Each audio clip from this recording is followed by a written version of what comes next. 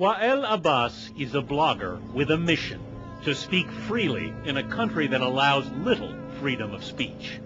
With just his computer and his cameras, Abbas has broken some major stories in Egypt. This is the officer who is on trial because of the videos that we have revealed on the blogs. On his website, Egyptian Awareness, Abbas posted this video of a policeman beating an inmate.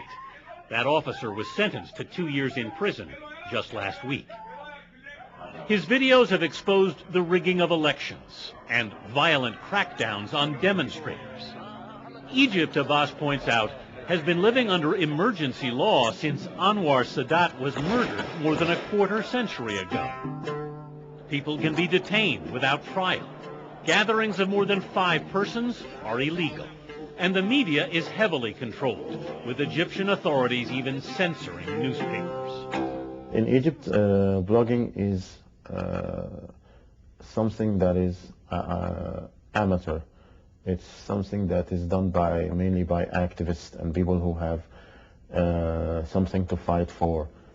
Because in a country like Egypt, it is needed. A fellow blogger was sentenced to 4 years in prison last February, convicted of insulting Islam and Egypt's president. Abbas knows he too is at risk. The government, he says, carried out a smear campaign to discredit him, falsely accusing him of a criminal past and of converting from Islam to Christianity. From his cramped apartment, Abbas writes in a colloquial Egyptian Arabic to appeal to younger readers.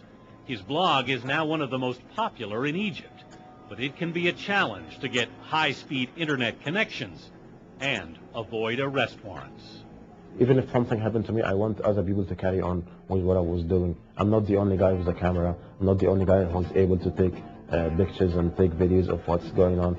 Abbas hopes his fellow bloggers will remain vigilant. I hope for the blogging scene in Egypt now just to survive, to continue as it is. And I hope we manage to evade all the blows that we are receiving from the government these days.